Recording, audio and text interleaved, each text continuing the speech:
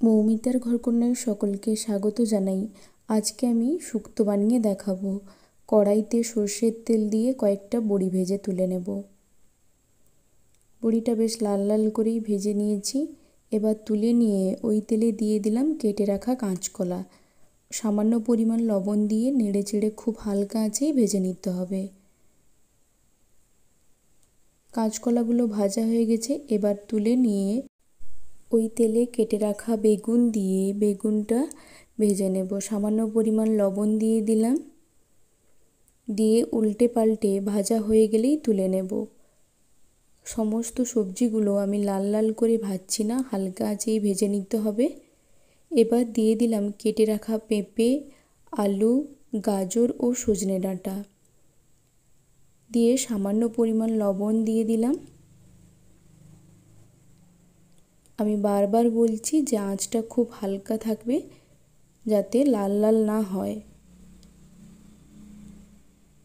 দিয়ে ভাজা হয়ে গেলেই তুলে নেব।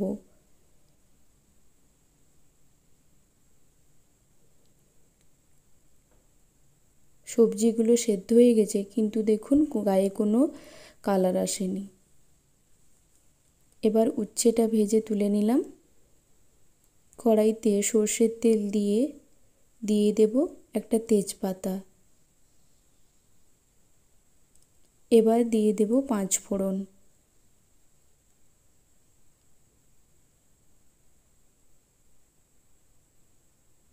ফোড়ন দিয়ে দেওয়ার পরে দিয়ে দিলাম আদা বাটা, দিয়ে কিছুক্ষণ ভেজে নিতে হবে। কাঁচা গন্ধ চলে গেলে দিয়ে দেব বেটে রাখা সর্ষে। যতক্ষণ না তেল ছেড়ে আসছে ততক্ষণ পর্যন্ত মশলাটা কষিয়ে নিতে হবে। এবার ভেজে রাখা আলু, পেঁপে, গাজর ও সজনে ডাঁটাটা দিয়ে দিলাম।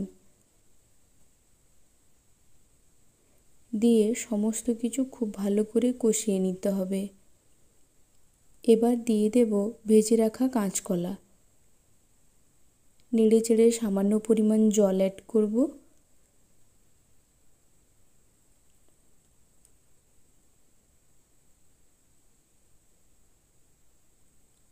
এবার সামান্য পরিমাণ লবণ ও চিনি, এখানে লবণ অবশ্যই আপনারা আপনাদের স্বাদ মতো দেবেন। দিয়ে নেড়ে চেড়ে এবার 2 কাপ দুধ দিয়ে দিলাম।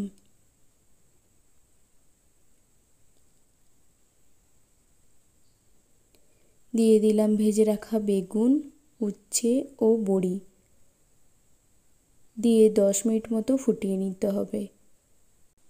সবশেষে রাঁধুনি ও 1 চামচ ঘি ছড়িয়ে গরম গরম ভাতের সঙ্গে সার্ভ করুন শুক্তো। রেসিপিটি ভালো লাগলে লাইক, শেয়ার অ্যান্ড সাবস্ক্রাইব করে দেবেন।